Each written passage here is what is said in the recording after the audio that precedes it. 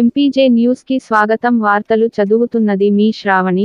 పల్నాడు జిల్లా దాచేపల్లి టౌన్ లో దాచేపల్లి నగర పంచాయతీ ఇండిపెండెంట్ కౌన్సిలర్ షరీఫ్ మాట్లాడుతూ, భారతదేశ వ్యాప్తంగా సెక్యులరిజాన్ని కాపాడాలని ఒక మతంపై, ఒక వర్గంపై ఉద్దేశపూర్వకంగా బలవంతపు చట్టాలకు వ్యతిరేకంగా పోరాడుతున్న Hindu, Sikh, SC, BC, ST అలాగే 230 మంది పార్లమెంట్ సభ్యులకు హృదయపూర్వక నమస్కారాలు తెలియజేశారు.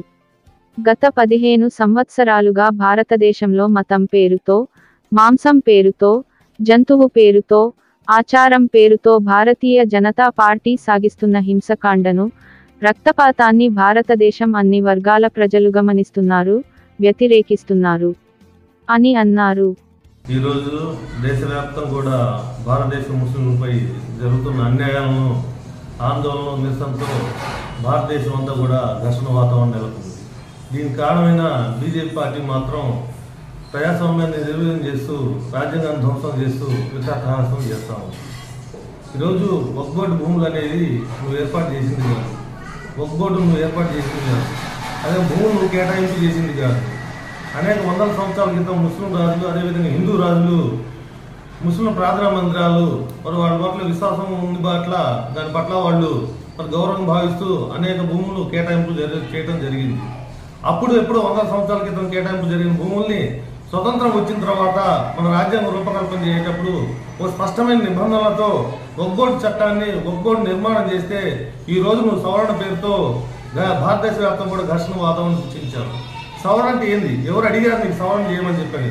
ముస్లిమ్స్ అడిగారా, లేదా హిందువులు అడిగారా? ముస్లిమ్స్ కోసం నష్టం ఏంది వక్ఫ్ చట్టం వల్ల? హిందువులకి ఏమైనా నష్టం వస్తుందని వాళ్ళు అడిగారా?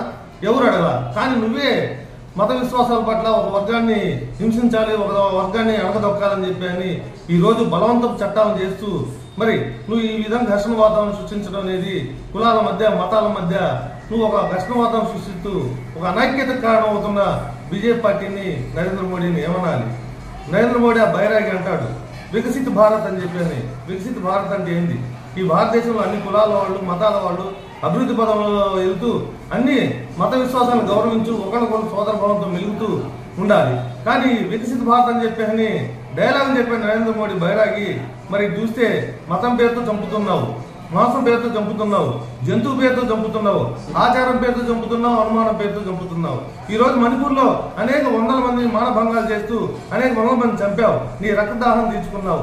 అదేవిధంగా ఉత్తరాది రాష్ట్రాలు చూసుకుంటే రోజుకు గిరిజనులు కావచ్చు, ఎస్సీలు కావచ్చు, ముస్లింల మీద కావచ్చు అనేక రకాల దాడులు చేస్తూ కనీసం కేసు పెట్టడానికి కూడా వీలు లేకుండా రాజ్యాంగాన్ని నిర్వీర్యం చేస్తూ, ధ్వంసం చేస్తూ నువ్వు సాగిస్తున్న కుట్రపూరితమైన రక్తపాతమైన పునాదులు త్వరలో బద్దలవబోతున్నాయి. దీన్ని భారతదేశ ప్రజలందరూ కూడా గమనిస్తా ఉన్నారు. వాడు వికసిత భారత్ అంటాడు. అక్కడ ప్రయాగరాజ్ లో అక్కడ బైరాగి ఉన్నాడు. నీకు అసలుకి స్వాములంటే, బాబాలంటే ఏ విధంగా ఉండాలి? ఆ బుల్డోజర్ బాబా చేస్తుంది ఈరోజు ప్రయాగరాజ్ లో. బాబాలంటే కనికరం ఉండాలి, కారుణ్యం ఉండాలి, ప్రజల పట్ల జాలి ఉండాలి. కానీ ఈరోజు ముఖ్యమంత్రి అనే ఒక పదాన్ని అడ్డం పెట్టుకొని మరి ఈ రాజ్యాంగంలో స్పష్టంగా పొందుపరిచి ఉన్నాయి. నిరాశ్రయమైన వాళ్ళు ఆశ్రమం పొందడం కోసం ప్రభుత్వ భూముల్లో చిన్న గుడిసెల పాకాలు వేసుకొని నివసించే హక్కు రాజ్యాంగం కల్పించింది.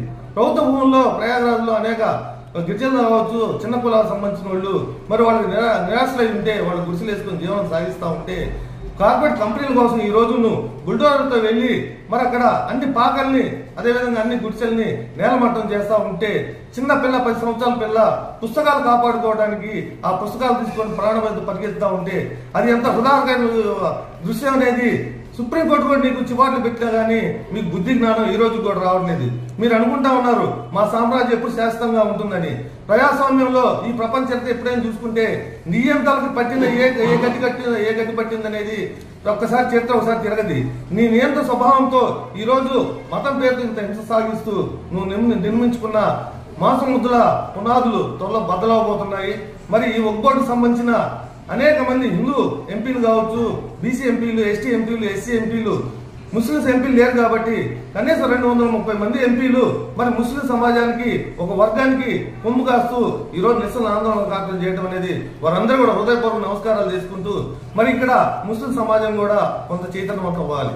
ముస్లిం సమాజం కూడా కొంత యథార్థ విషయాన్ని మనం గమనించుకోవాలి. మన రాష్ట్రంలో చూసుకుంటే గతంలో ఎన్ఆర్సీ కావచ్చు, సిఐ కావచ్చు, మరి బీజేపీ కూడా కుట్రపూరితంగా తీర్మానం చేస్తే ఇక్కడున్న ప్రధాన రాజకీయ పార్టీలు అందరూ కూడా, ఏ ఒక్కళ్ళు కాదు, అందరూ కూడా వారికి మద్దతు తెలియజేశారు. దొంగ ఈ రోజు మరి ఒక ఆయనేమో నేను మద్దతు తెలియజేయట్లేదు అంటాడు, ఒక ఆయన మద్దతు తెలియజేస్తున్నా అంటాడు. ద్వంద్వ ప్రమాణాలు అవలంబిస్తూ మరి ముస్లిం సమాజాన్ని మోసం చేస్తున్నారు. ముస్లిం సమాజం పార్టీ చట్టం నుంచి బయటకు వచ్చి ఈ ఒక్కోటి చట్టాన్ని ప్రత్యేకంగా చూడాల్సిన అవసరం ఉంది. ఈ రాష్ట్రంలో ఏ పార్టీ కూడా, ఏ రాజకీయ పార్టీ కావచ్చు, వాళ్ళ రాజకీయ ప్రయోజనాల కోసం, వాళ్ళ ఆర్థిక ప్రయోజనాల కోసం ఈ రోజు నరేంద్ర మోడీ చేస్తున్న దుర్మార్గపు చట్టాలని వీళ్ళు మద్దతు తెలియజేస్తా ఉన్నారు. అందుకని ముస్లిం సమాజం మీరందరూ కూడా మేల్కొని పార్టీ చట్టంలో కాకుండా ఒక ముస్లిం వర్గానికి జరుగుతున్న అన్యాయాల గురించి మీరు ఆలోచించాలని తెలియజేసుకుంటూ, మీరు ఇప్పుడు ప్రతి చోట కూడా అన్ని రాష్ట్రాలు, తమిళనాడు కావచ్చు, కర్ణాటక కావచ్చు, కేరళ కావచ్చు, ప్రతి ఈ రాష్ట్రం కూడా మన ముస్లిం వర్గాలకి మరి ఈ వక్ఫ్ బోర్డు బిల్లుకి వ్యతిరేకంగా సుప్రీంకోర్టులో కూడా సవాల్ చేస్తుంది. అన్ని చోట్ల కూడా బంధువులు పిలుపులు ఇస్తున్న నిరసన తెలియజేస్తున్నారు. ఆంధ్రప్రదేశ్లో ఉన్న ముస్లింస్ కూడా మీరందరూ బయటకు వచ్చి నిరసన కార్యక్రమాలు చేపట్టాల్సిన అవసరం ఎంతైనా ఉంది. ఎందుకంటే ఇది ఎవరు అడిగింది కాదు, కానీ ముస్లిం సమాజం పట్ల మరి వాళ్ళ భూములు లాక్కోవాలని చెప్పి అని, కార్పొరేట్ కంపెనీలు కట్టబెట్టాలని చెప్పి అని, ముస్లిం విశ్వాసాలను అడగదొక్కాలని చెప్పి అని, ఈ రోజు ముస్లిం ప్రార్థనా మందిరాల ఆంక్షలు విధించాలని చెప్పని, తద్వారా ప్రార్థనా మందిరాల సంఖ్య తగ్గించాలని చెప్పని ఒక విషపూరితమైన కుట్ర చేస్తున్న బీజేపీ మరి కుట్రపూర్త ఆలోచనకు మనందరం తిప్పికొట్టాలని తెలియజేసుకుంటూ, ముస్లిం సమాజం అందరూ కూడా చైతన్యవంతులయ్యి మరి ఈ భారతదేశం అందరికీ ఎంపీలందరూ సపోర్ట్ చేస్తున్నందుకు వారందరికీ మద్దతుగా మన కోసం మనం కూడా మరి నిరసనగా ఇవ్వాలని చెప్పి తెలియజేసుకుంటున్నాం.